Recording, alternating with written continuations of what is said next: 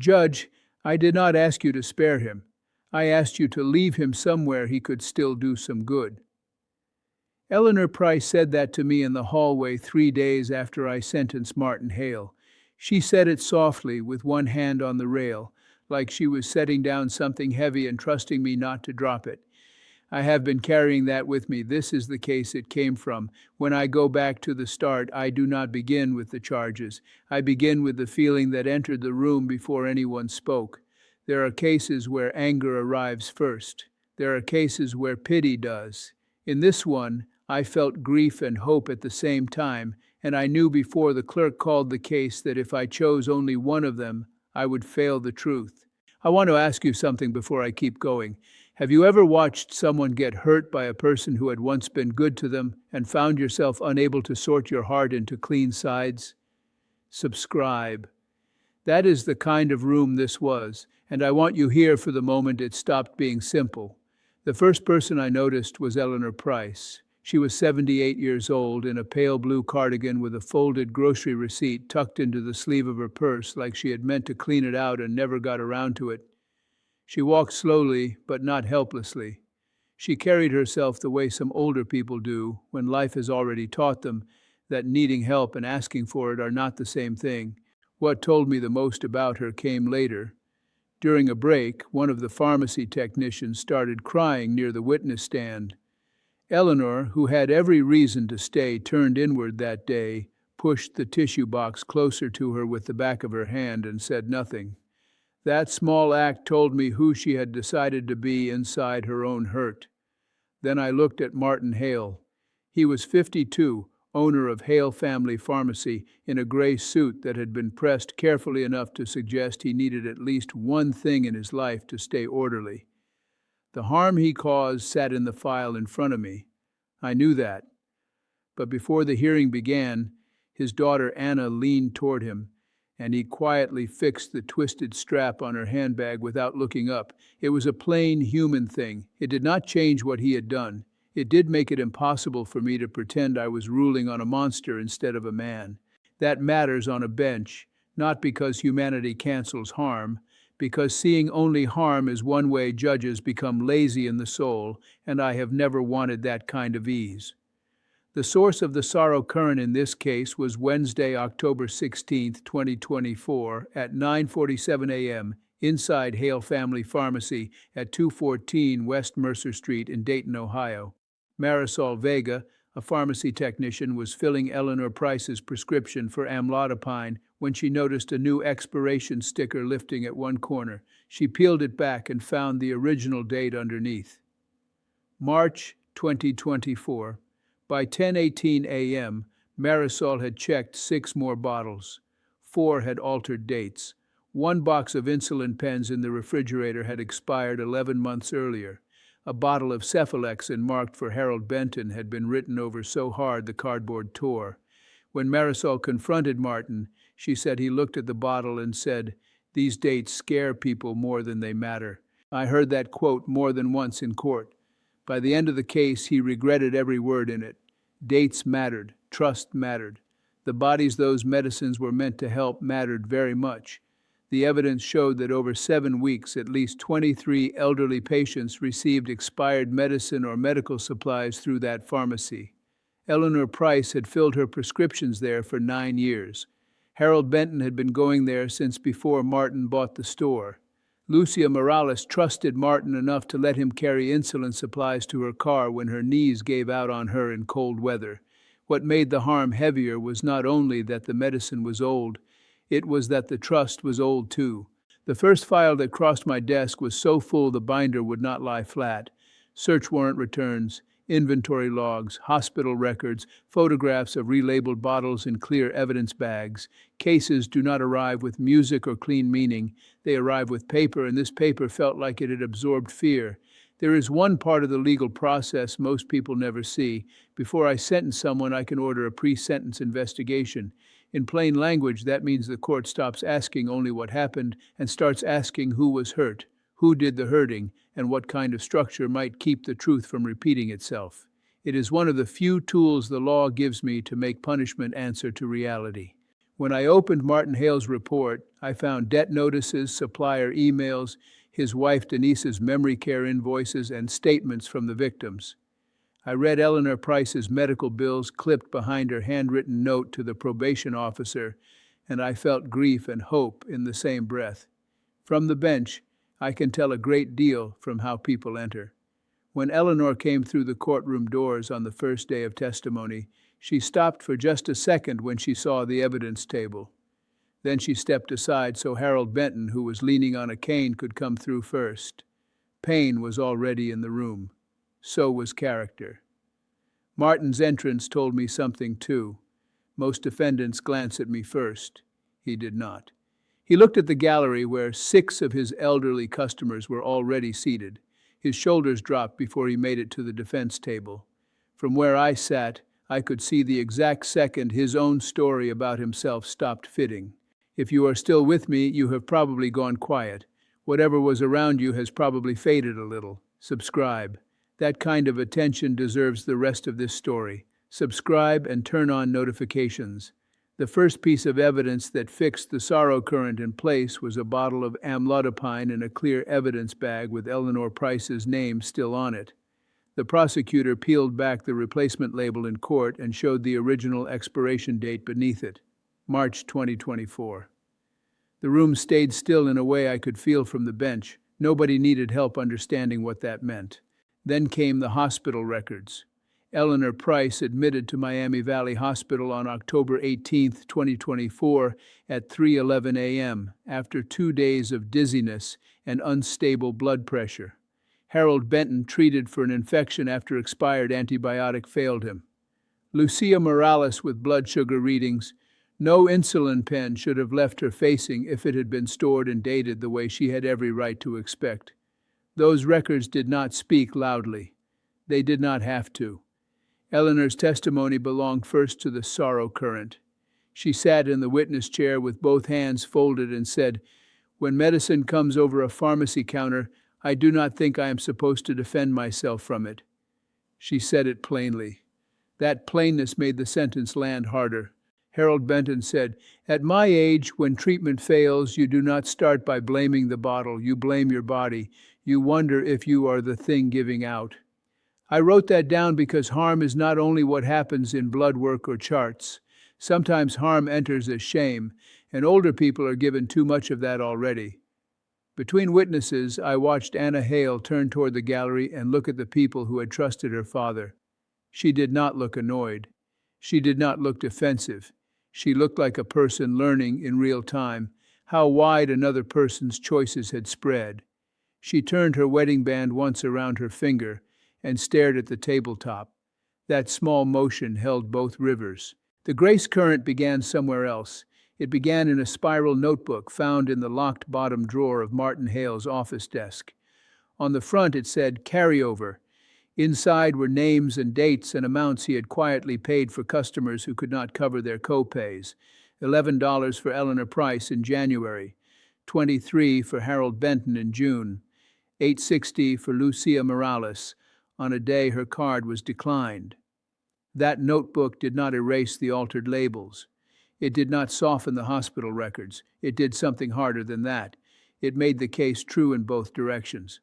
Before Martin Hale became a man who lied with stickers and inventory logs, he had been a man who carried inhalers through snow and covered medicine costs when no one was watching. Grace entered the case not as comfort, but as complication. Marisol Vega said something I still remember. She said, "He used to be the man who stayed open late for people with hospice orders, and then he became the man who kept saying 1 more week past the date would be fine." That was the path of the grace current right there. Not innocence, history. Here is what I am offering. The rest of this story told without flattening anyone into one thing. Subscribe if that is what you want.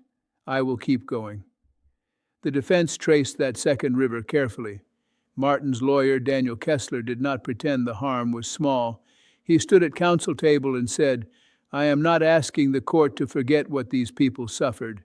I am asking the court to remember that the same hands that relabeled those bottles once delivered medication to their porches when roads were iced over. That surprised me because it was not an argument for escape. It was an argument for a sentence shaped by the full truth.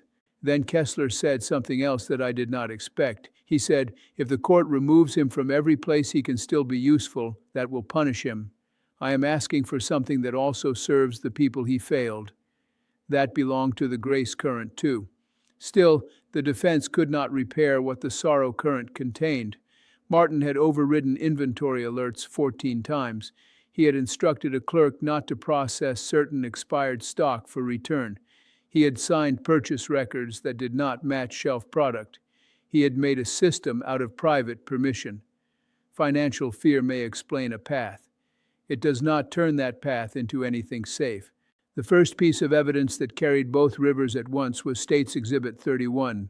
It was one line from a delivery ledger dated October 17, 2024. Eleanor Price, amlodipine 10 milligrams. Copay waived, 12 dollars delivered to porch at 6:14 p.m. In that one line lived both care and betrayal. He had covered the cost and sold her something she should never have received. That was the convergence point. After I saw that, I knew I could not sentence this case by choosing only sorrow or only grace. Both had reached the same place. Eleanor was called again after that exhibit came in. She looked toward Martin for the first time and said, I was angry at him, but when it snowed, I still found myself listening for his car. That quote belonged to both currents. I wrote it down because it held hurt and memory without making either one lie. Then Martin testified. At first, he spoke the way ashamed people often do when they are still trying to sound reasonable to themselves. He said shortages were constant. He said some products remained effective past date. He said he intended to replace older stock before anyone was harmed. Some of that may have been partly true. It was not enough. Under cross-examination, he finally said the sentence that belonged to the sorrow current. He said, I told myself a date was a warning, not a wall. That told me a great deal. He had not slipped. He had thinned a boundary inside his own mind until crossing it felt normal. Later, under questioning from his own lawyer, he said the quote that belonged to the grace current. He said, I knew what they could not afford, and I used to think knowing that made me a decent man. That sentence did not help him legally. It did tell me he understood that past usefulness is not the same thing as present integrity. Then came the line I wrote down and looked at for a long time. He said, I kept telling myself I was buying them time, but I was really spending theirs. Both things I was feeling were in that one sentence. I did not expect that. I just realized, saying that out loud, that I had never fully admitted how much that one line stayed with me. Subscribe. That matters more in a few minutes than it does right now. Subscribe now. There was also a memory from my own life sitting beside this case while I listened. February 3rd, 1991. I was 17, standing in my mother's kitchen after my uncle's funeral. My grandmother was at the table with 6 pill bottles and a glass of water she had not touched. Her hands were shaking too hard to sort what she needed to take. A neighborhood pharmacist named Mr. Baines came by before sunrise. He wrote morning and night on the caps in thick marker and left a paper bag of warm rolls on the counter. My grandmother cried when she saw the rolls, not because of the food, but because grief had made care feel impossible and someone had quietly made it manageable again. I am not making that memory explain this case, I am only placing it next to it. Some cases enter rooms inside you that were built long before the file was ever stamped. By the time the evidence closed, I knew the two rivers clearly. The sorrow current began on that pharmacy shelf with relabeled medicine and ran through hospital rooms, fear, bills, and broken trust. The grace current began in that carryover notebook and ran through remembered kindness, honest testimony, and a man who finally stopped defending himself long enough to say one true sentence. They met in that delivery ledger entry with the waived copay and the expired bottle on the same line. On the day of sentencing, the room did not feel dramatic from where I sat. It felt exact. Martin had both hands flat on the table. Eleanor had one hand inside her purse like she was holding on to something steady. My own hands were resting one over the other on the bench. I had decided carefully. I had decided, knowing this ruling had to hold the weight of what was lost and also leave room for what might still happen. Those two things do not always fit in the same ruling. In this case, they did. I had made sure they did. I found Martin Hale guilty on 12 counts of patient endangerment of vulnerable adults, 8 counts of tampering with pharmacy records, and 1 count of theft by deception in the sale of medical goods. When I said guilty, Martin closed his eyes once. Eleanor did not look at him. She looked at me. I want to stop here for just a moment, not for effect, because what I just said is still heavy to me, and I need a second with it. Subscribe while I take that second. Subscribe and stay. All right, let me keep going. When I sentenced him, I spoke slowly. I said, Mr. Hale, I am ordering you to pay restitution in the amount of $184,620.17. Of that, $38,412,066 will go to Eleanor Price for hospital care and follow-up treatment. $21,980.44 will go to Harold Benton. $14,773.12 will go to Lucia Morales. The rest will go to the other identified patients for medical bills, replacement prescriptions, and home health support. I'm also ordering a fine of $50,000 to the Montgomery County Senior Medication Safety Fund. That money is for transport vouchers, medication reviews, blood pressure checks, and the plain cost of helping older people feel safe opening a bottle again. Then I said, I am also ordering 120 days in county custody, followed by 5 years of supervised probation. You did not make one frightened mistake in 1 hour. You repeated a choice. Repetition matters. But I am not imposing a sentence that strips away every place you might still be made useful, because uselessness is not justice. Then I gave the restorative part. Upon release, you will complete 1,200 hours of supervised service with the Dayton Senior Health Outreach Program. You will not dispense medication. You will not handle inventory. You will coordinate home deliveries, schedule rides to appointments, read labels aloud for people with poor vision, and build medication checklists under licensed supervision. You use the trust of elderly patients as cover for harm. Now your sentence will require you to spend time serving that same population in ways that can be seen and checked. Then the structured part, you will complete 24 months of counseling with a licensed therapist approved by probation, focused on shame, financial collapse, and decision-making under pressure. The evidence showed me a man who kept crossing lines in private because he could not bear saying out loud that he was failing. If that is not named, it will find another door. Then, the relational part. Every first Tuesday of the month for 3 years, you will attend the Senior Medication Safety Circle at the West Mercer Community Center. You will sit in that room, answer questions if asked, hear concerns without argument, and help staff check expiration dates on household medicine brought in by residents. No direct contact with named victims unless they choose it. Accountability is not only between a defendant and a judge. It is also between a person and the community he told himself stories about.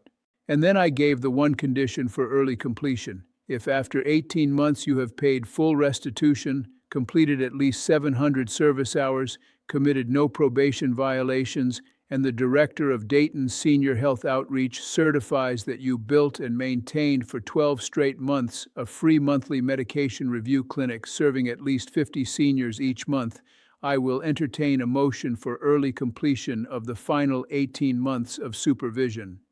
That was not mercy without shape. It was a door with measurements. Then I spoke directly to him. You sold medicine to older people that you knew had crossed the line where safety becomes doubt, and you hid that truth with altered records. That cost people health, money, sleep, stability, and trust. I said, to the people you harmed, this court sees the full weight of that. You were not foolish for trusting a pharmacist. You were ordinary, and ordinary trust is part of what keeps life possible. Then I said, the charges describe what you did. They do not contain all that you are. That is why this sentence asks more of you than time served in silence.